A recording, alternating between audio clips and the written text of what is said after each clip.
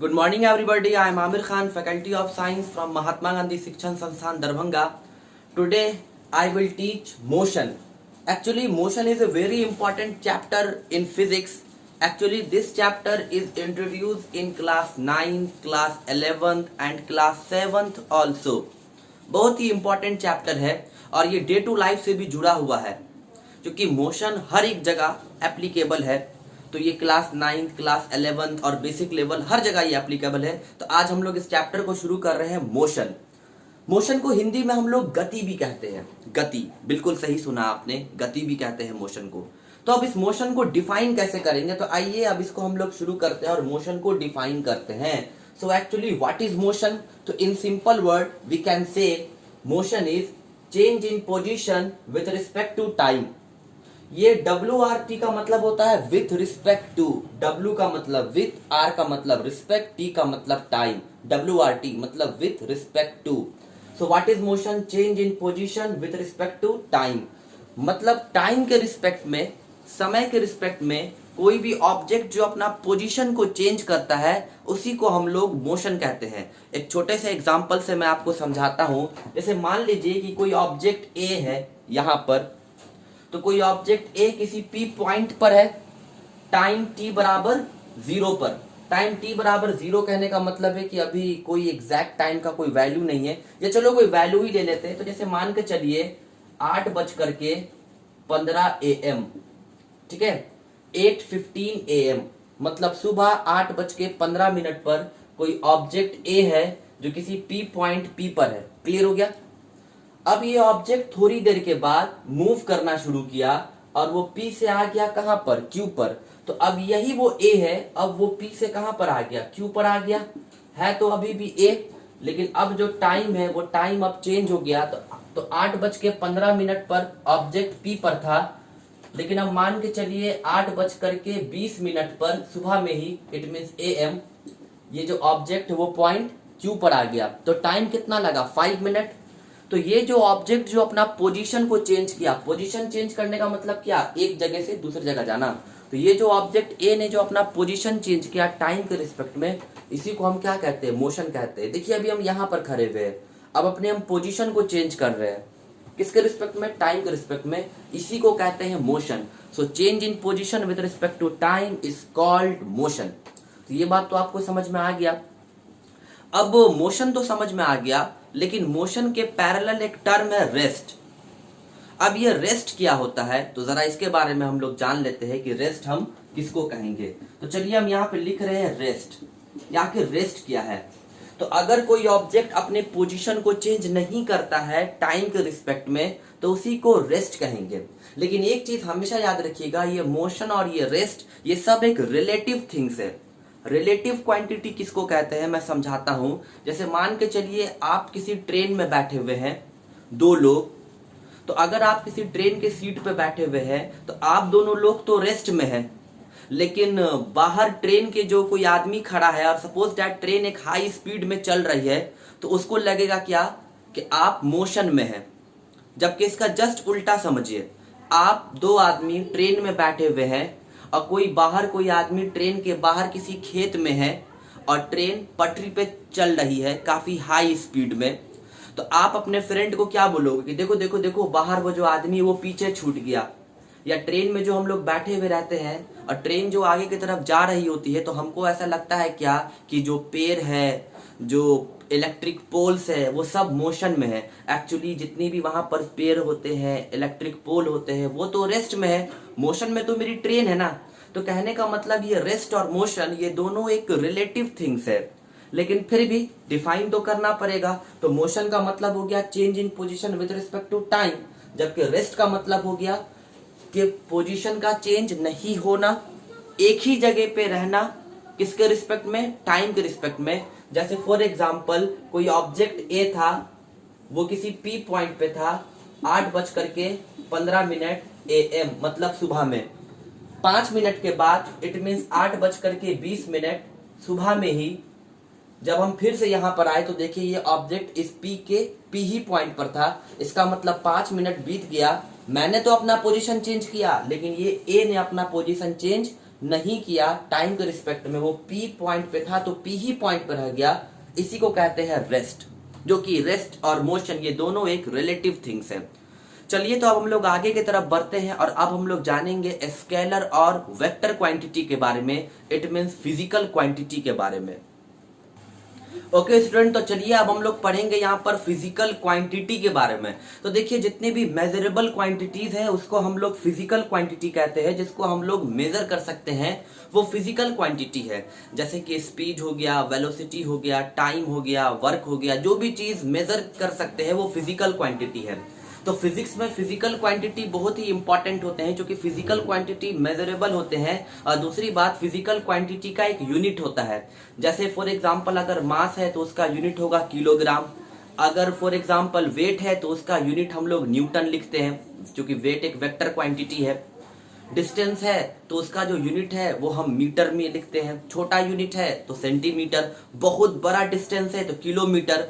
और अगर डिस्टेंस को अगर हम यूनिवर्स में मेजर कर रहे हैं तो कई बार लाइट ईयर में भी मेजर करना पड़ता है। तो फिजिकल क्वांटिटी मेजरेबल होते हैं और उनका एक स्पेसिफिक एसआई यूनिट होता है। तो चलिए अब हम लोग फिजिकल क्वांटिटी के टाइप्स पे आते हैं। तो there is a two type of physical quantity, scalar quantity and vector quantity. तो दो तरीके के फिजिकल क्वांटिटी होते हैं, scalar quantity and vector quantity.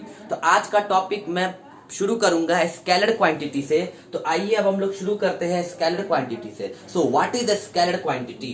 So scalar quantity is a type of physical quantity. याद रखिएगा, स्केलर क्वांटिटी एक प्रकार का फिजिकल क्वांटिटी है, मतलब स्केलर क्वांटिटी भी मेजरेबल क्वांटिटी होगा, लेकिन थोड़ा वेक्टर से ये डिफरेंट है। तो आप शुरू करते हैं। It is a type of physical quantity. Scalar quantity एक प्रकार का फिजिकल क्वांटिटी है student, okay, only having only magnitude. और फिजिकल क्वांटिटी में सिर्फ और सिर्फ मैग्नीट्यूड होगा बट नॉट डायरेक्शन। तो फिजिकल क्वांटिटी का एक टाइप है स्केलर क्वांटिटी, और इस स्केलर क्वांटिटी में सिर्फ और सिर्फ मैग्नीट्यूड होगा, डायरेक्शन नहीं होगा। अब आप सोच रहे होंगे कि ये मैग्नीट्यूड क्या होता है, तो फिजिक्स में एक टर्म इस्तेमाल होता है मैग्नीट्यूड। आज इसको समझ लीजिए।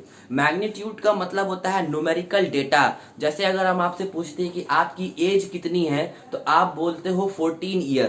तो ये जो 14 है यही मैग्नीट्यूड है, किसका? एज का। अगर मैं आपसे पूछता हूं कि इस मार्कर का कॉस्ट कितना है, तो आप बोलिएगा 30 रुपीज। तो यहाँ पर जो 30 है, रुपीज नहीं, वो तो एक यूनिट हो गया पैसे का।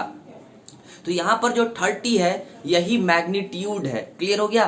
तो मैग्नीट्यूड का जो यूनिट हो, तो मैग्नीट्यूड का मतलब क्या हो गया? मैग्नीट्यूड का मतलब हो गया न्यूमेरिकल डेटा।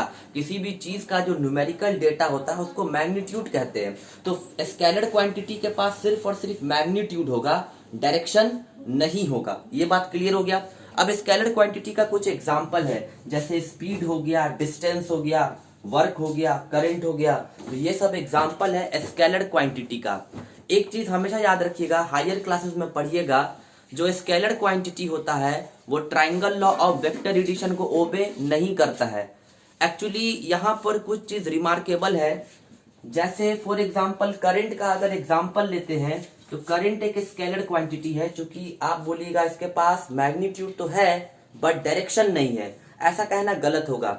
करंट के पास मैग्नीट्यूड भी होता है और करंट के पास डायरेक्शन भी होता है। हम बोलते हैं ना, करंट ईस्ट की तरफ जा रहा है, करंट वेस्ट की तरफ जा रहा है। सर्किट में हम लोग करंट के डायरेक्शन को भी दिखाते हैं। अगर कोई सर्किट बनाओगे, कोई भी इलेक्ट्रिक सर्किट, तो शायद ये बात आपको पता होगा कि किसी भी इलेक्ट्रिक सर्किट में जो करंट होता है वो बैटरी के positive terminal, it means higher potential, से बैटरी के lower terminal, it means low potential की तरफ फ्लो करता है। तो करंट के पास तो डायरेक्शन भी होता है, करंट को आई से रिप्रेजेंट करते हैं, लेकिन उसके बावजूद भी करंट एक स्केलर क्वांटिटी है। वजह सिर्फ एक है, यहां पर आप बोल सकते हैं कि जो करंट है वो triangle law of vector addition को ओबे नहीं करता है। एक्चुअली स्केलर और वेक्टर होने के लिए एक criteria triangle law of vector addition भी है, जो हायर क्लासेस में पढ़ाया जाता है। तो मैं यहाँ पर यह बताना चाहूंगा स्केलर क्वांटिटी के बारे में कि स्केलर क्वांटिटी के पास मैग्नीट्यूड होगा बट डायरेक्शन नहीं होगा। कुछ कुछ ऐसे भी स्केलर क्वांटिटी है जिनके पास डायरेक्शन भी है, जैसे कि करंट, जैसे कि वर्क के पास भी डायरेक्शन होता है। ठीक है, हम लोग वर्क के बारे में बोलते हैं कि वर्क पॉजिटिव है, नेगेटिव है। ये पॉजिटिव नेगेटिव तो अपोजिट डायरेक्शन को बताता है ना, नेगेटिव तो अपोजिट डायरेक्शन को बताता है। लेकिन ये करंट, ये work triangle law of vector addition को ओबे नहीं करता है। दैट्स वाई करंट और वर्क एक वेक्टर क्वांटिटी नहीं होगा। करंट और वर्क एक स्केलर क्वांटिटी होगा, जो कि ये triangle law of vector addition को ओबे नहीं करता है, जबकि करंट और वर्क दोनों के पास डायरेक्शन भी है। क्लियर हो गया? तो ये आपको स्केलर क्वांटिटी का डिफिनेशन है, आप इसको पॉज करके लिख लीजिए। ओके स्टूडेंट, बहुत सारे लोग ये भी बोलते हैं कि स्केलर क्वांटिटी नेगेटिव भी नहीं होता, लेकिन इस बात में मत रहिएगा। आप वर्क के बारे में मैं आपको एग्जांपल देता हूं। वर्क एक स्केलर क्वांटिटी है और वर्क आपको नेगेटिव भी होता है और पॉजिटिव भी होता है, इवन वर्क आपको जीरो भी होता है।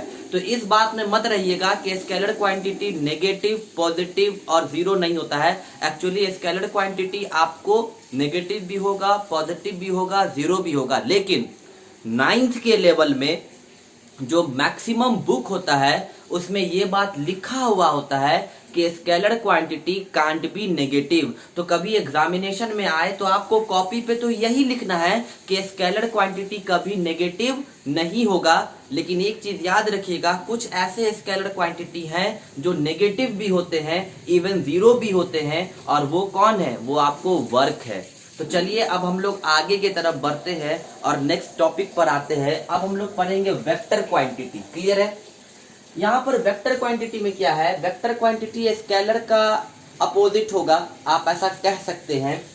Vector quantity is also a type of physical quantity having both magnitude as well as direction. तो जहां तक बात है वेक्टर क्वांटिटी के बारे में, तो वेक्टर क्वांटिटी के पास मैग्नीट्यूड भी होगा, it means numerical data, as well as vector quantity के पास डायरेक्शन भी होगा। क्लियर है? और vector quantity triangle law of vector addition को भी ओबे करता है। ये बात समझ में आ गया? और वेक्टर क्वांटिटी पॉजिटिव भी होगा, नेगेटिव भी होगा।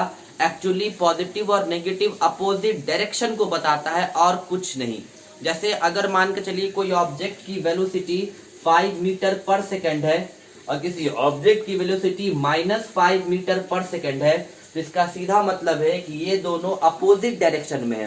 तो यहाँ पर नेगेटिव साइन आपको ये बता रहा है अपोजिट डायरेक्शन को। क्लियर हो गया ना? तो वेक्टर क्वांटिटी का एग्जांपल क्या होगा? वेलोसिटी, वेग, डिस्प्लेसमेंट। उसी तरह 9th में ही आप पढ़िएगा मोमेंटम। मोमेंटम एक वेक्टर क्वांटिटी है। सिमिलरली टॉर्क, टॉर्क भी एक वेक्टर क्वांटिटी है। तो ये सब कुछ वेक्टर क्वांटिटीज के एग्जांपल है। तो अभी तक मैंने आपको बताया स्केलर क्वांटिटी और वेक्टर क्वांटिटी के बारे में। आप वीडियो को पॉज करके इसका डिफिनेशन नोट कीजिए। ओके स्टूडेंट, तो अब हम लोग पढ़ेंगे मोशन के टाइप्स। तो एक्चुअली जहां तक बात है मोशन का, तो there is a 2 type of motion, uniform motion and non uniform motion. 2 प्रकार के मोशन होते हैं, uniform and non uniform motion. अब ये यूनिफॉर्म मोशन क्या होता है? तो चलिए अब हम लोग शुरू करते हैं यूनिफॉर्म मोशन। देखिए यूनिफॉर्म मोशन हम किसको कहेंगे? तो यूनिफॉर्म मोशन का मतलब हो गया, इतना तो तय है कि मोशन का मतलब होता है change in position with respect to time. So uniform motion क्या होता है? जब कोई ऑब्जेक्ट इक्वल डिस्टेंस ट्रेवल करेगा इन इक्वल इंटरवल ऑफ टाइम में, तब जो मोशन होगा उसको यूनिफॉर्म मोशन कहेंगे। तो आप लिख सकते हो यूनिफॉर्म मोशन के बारे में, it is defined as an object travel equal distance in equal interval of time. अगर कोई ऑब्जेक्ट इक्वल डिस्टेंस ट्रेवल कर रहा है इक्वल इंटरवल ऑफ टाइम में, तब जो मोशन कहलाएगा उसी मोशन को हम क्या बोलेंगे? Uniform motion. एक छोटे से एग्जांपल से हम इसको देख सकते हैं। जैसे मान के चलिए कि कोई ऑब्जेक्ट किसी पी पॉइंट पर है, तो ए नाम का ऑब्जेक्ट है वो किसी पी पॉइंट पर है। क्लियर हो गया? इसको जाना है क्यू पॉइंट पर, इसी ऑब्जेक्ट ए को। तो अब वो क्या हो गया? पहले 5 सेकंड में इस ऑब्जेक्ट का जो स्पीड था वो 10 मीटर पर सेकंड था। फिर अगले 5 सेकंड में जो नेक्स्ट 5 सेकंड है उसमें भी ऑब्जेक्ट का जो स्पीड है वो 5 मीटर पर सेकंड है। और पहले 5 सेकंड में जो ऑब्जेक्ट था, सपोज दैट पहले 5 सेकंड में जो ऑब्जेक्ट था उसका स्पीड था 10 मीटर पर सेकंड। दूसरे 5 सेकंड में भी ऑब्जेक्ट का स्पीड 10 मीटर पर सेकंड है। अगला जो 5 सेकंड होगा, इट मींस 15 सेकंड के बाद अगला जो 5 सेकंड होगा 15 सेकंड के बाद फिर ऑब्जेक्ट का जो स्पीड है वो आपको 10 मीटर पर सेकंड है। तो ऐसे मोशन को हम क्या बोलेंगे, यूनिफॉर्म मोशन, क्योंकि इसमें ऑब्जेक्ट ने इक्वल डिस्टेंस ट्रैवल किया है इक्वल इंटरवल ऑफ टाइम। आप बोलोगे सर ये तो स्पीड के टर्म में, एक्चुअली जहां तक बात है डिस्टेंस का, तो distance is equal to what, as we know that distance is equal to speed into time होता है ना। डिस्टेंस बराबर क्या होता है, डिस्टेंस बराबर स्पीड इनटू टाइम होता है। तो स्पीड कितना है 10, टाइम कितना है 5, तो 10 5 का कितना होगा 50, और डिस्टेंस का मीटर होता है, सॉरी डिस्टेंस का यूनिट होता है क्या, मीटर। तो पहले 5 सेकंड में ऑब्जेक्ट 50 मीटर डिस्टेंस ट्रैवल किया, दूसरे 5 सेकंड में भी ऑब्जेक्ट 50 मीटर डिस्टेंस ट्रैवल किया, तीसरे 5 सेकंड में भी ऑब्जेक्ट 50 मीटर डिस्टेंस ट्रैवल किया। तो ऑब्जेक्ट इक्वल डिस्टेंस ट्रैवल कर रहा है इक्वल इंटरवल ऑफ टाइम में। इसी टाइप के मोशन को क्या कहते हैं, uniform motion. When object travel equal distance in equal interval of time, such type of motion is called what, uniform motion. चलिए अब हम लोग आगे पढ़ेंगे नॉन यूनिफॉर्म मोशन के बारे में। आप इस वीडियो को पॉज करके इस डेटा को नोट कर सकते हैं।